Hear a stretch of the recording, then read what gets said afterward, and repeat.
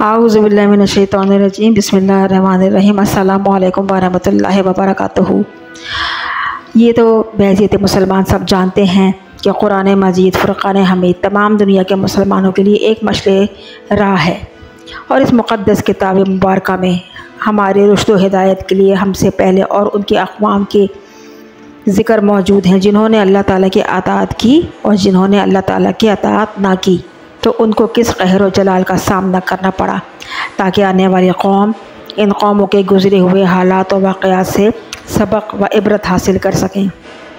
इस किताब मुक़द्दसा में एक तज़किरा ऐसा भी है जिसे अल्लाह तबारक व तआला ने अहसनुल क़सस कह के पुकारा है। ये एक क़स्सा है हज़रत यूसुफ़ अलैहिस्सलाम का। इस क़स्से में अल्लाह ताला ने एक बरगज़ीदा हज़रत यूसुफ़ अलैहिस्सलाम की ज़िंदगी के नशीब व फ़राज़ से जुड़े कुछ हक़ाइक़ से पर्दा हटाया है, जिसमें हज़रत यूसुफ़ अलैहिस्सलाम के बाज़ार मिस्र में बिकने से लेकर बादशाह मिस्र तक बनने तक के तमाम अहवाल दर्ज हैं। कुरान पाक के अलावा दीगर आसमानी किताबों जैसे इंजील व तौरात में ये क़स्से दर्ज किए गए हैं। इस क़स्से में हज़रत यूसुफ़ अलैहिस्सलाम के साथ मिस्र के एक बादशाह का भी ज़िक्र है, लेकिन इस बादशाह का नाम किसी भी आसमानी किताब या तारीख़ी दस्तावेज़ में नहीं मिलता। लिहाजा सदियों से कई फ़िरौनों को हज़रत यूसुफ़ अलैहिस्सलाम के दौर के इस बादशाह से मंसूब किया जाता रहा। सबसे पहले तज़किरा करते हैं आफ़न आतन की। बहुत से लोग इस फ़िरौन यानी आफ़न आतन को हज़रत यूसुफ़ अलैहिस्सलाम के दौर का फ़िरौन तस्लीम करते हैं, जिसका एक ख़ास हिस्सा और ख़ास वजह मिस्र के बादशाह का पुराने देवताओं की इबादत पर पाबंदी आयद करना है। इसके बारे में कहा जाता है कि हज़रत यूसुफ़ अलैहिस्सलाम की तालीमात से मुतासिर होकर वो एक अल्लाह के वहदानियत पर ईमान ले आया था, मगर तारीख़ी एतबार से ये मफरूज़ा सही साबित नहीं होता, क्योंकि पहली बार हज़रत यूसुफ़ अलैहिस्सलाम और फ़िरऔन आफ़न आतन के अदवार में कोई ममासलत नहीं मिलती, जबकि इन दोनों के हालात ज़िंदगी भी क़दरे एक दूसरे से मुख्तलिफ हैं। लिहाजा आफ़न आतन की ज़िंदगी के सबूत मकातिर अमरना नामी उन मट्टी की तख्तियों से मालूम होते हैं जो आफ़न आतन के बनाए हुए शहर अमरना से दरियाफ़्त हुए थे। ना तो फ़िरऔन आफ़न आतन के दौर में किसी भी किस्म की कहसाली का तज़किरा मिलता है और ना ही इसके लिए होने वाले किसी भी इक़दाम का, जैसा कि हज़रत यूसुफ़ अलैहिस्सलाम के क़स्से में इन सब बातों का ज़िक्र बाअतम मौजूद है। आफ़न आतन नामी इस फ़िरऔन ने दीगर देवताओं पर पाबंदी आयद करके सिर्फ़ एक सूरज देवता की इबादत का ज़रूर हुक्म दिया है। इसके अलावा इसकी ख़ानगी ज़िंदगी मुख्तलिफ़ तनाज़ात का शिकार रही।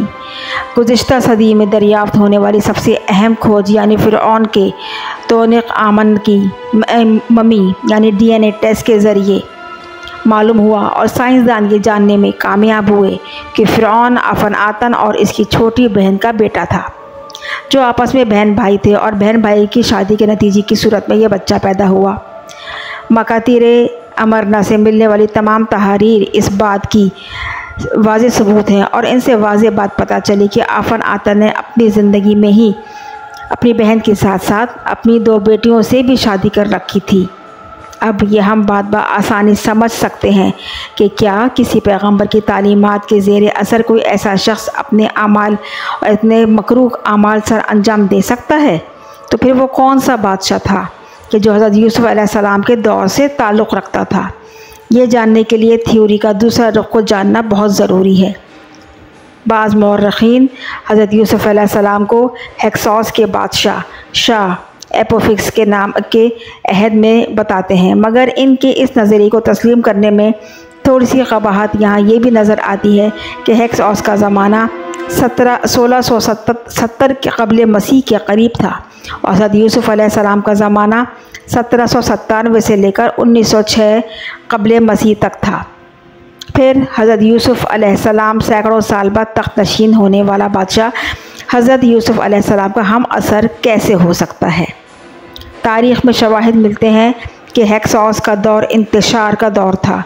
इस दौर में ना ही तामीरात हो पाई और ना ही अहराम बने और ना ही किसी कहस साली के लिए किसी किस्म के हिफाजती इक़दाम किए गए, बल्कि इसके दौर में तवाइफ़ुल मलूकी और क़त्ल व गारत जैसी फितने अपने उरूज पर थे।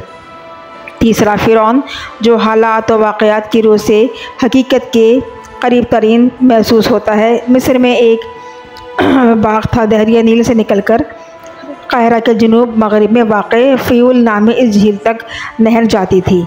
इस शहर का नाम नहर यूसुफ है और इस नहर के बारे में ये रिवायत है कि हज़रत यूसुफ अलैहिस्सलाम ने मिस्र को कहत साली से बचाने के लिए ये नहर खुदवाई थी, जबकि मौरख़ीन के मुताबिक इस झील की खुदाई 12वें ख़ानदान के बादशाह फ़िरऔन आमन महासूम ने करवाई थी, जो कि तीसरा बादशाह था।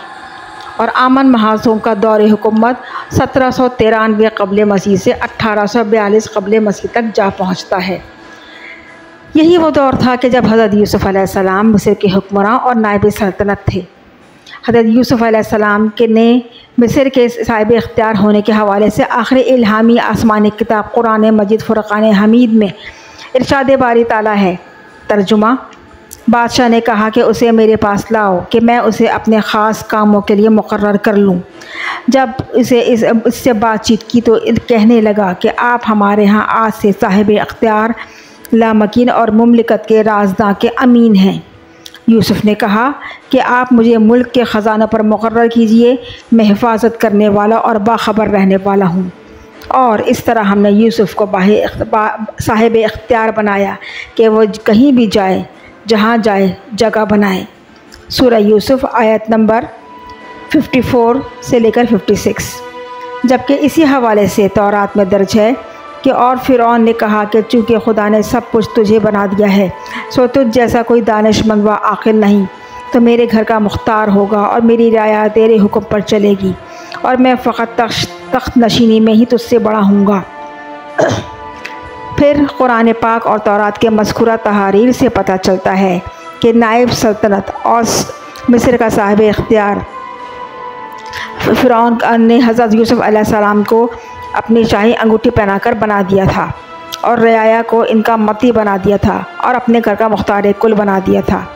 अब इस बात की दलील है कि फ़िरऔन ने अपने आप को जानशीन और सल्तनत का वारिस मुकर्रर कर दिया था। हज़रत यूसुफ़ अलैहिस्सलाम को जिस फ़िरऔन ने अपना वारिस बनाया वो सेनोरिस सौम था।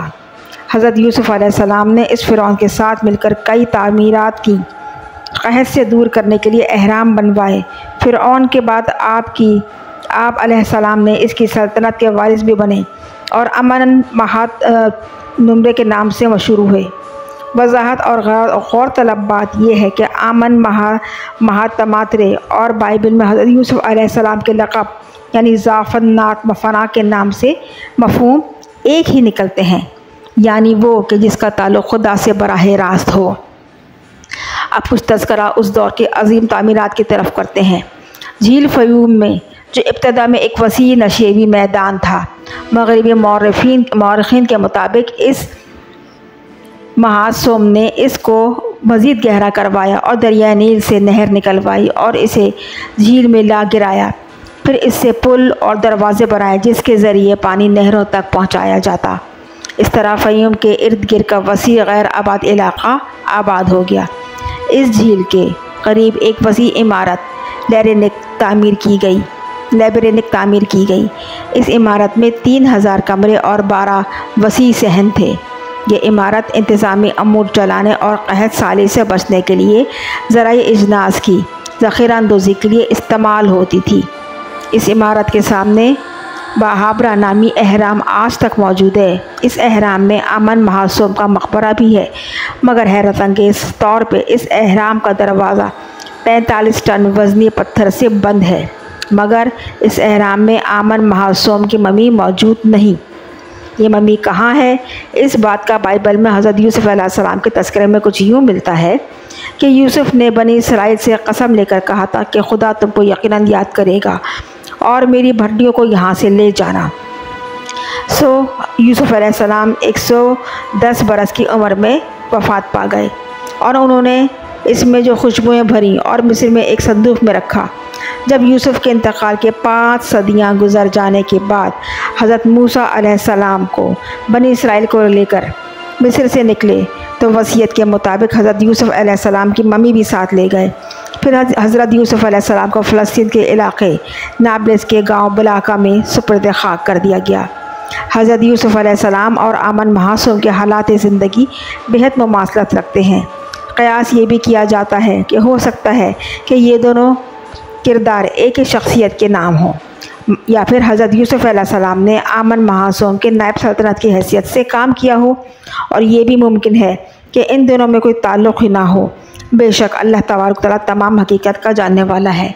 यहाँ इस वीडियो में सिर्फ आपसे उन फ़िरौनों में से उस फ़िरौन का ज़िक्र करना मकसूद था कि जिसने हज़रत यूसुफ़ अलैहिस्सलाम के साथ मिस्र में अहराम की तामीरात करवाईं और क़हत सालिस से बचने के लिए वो दरिया खोदा और जिसका नाम नहर यूसुफ़ है। और इस तरह तो बहुत से फ़िरौन गुज़रे, लेकिन उनके जबर और जुल्म की दास्तानें पूरी दुनिया जानती है। उम्मीद है ये तमाम नाक़िस और छोटी सी मालूमात आपको यकीनन पसंद आई होगी। वीडियो को लाइक सब्सक्राइब ज़रूर कीजिए। शुक्रिया, जज़ाकल्लाह।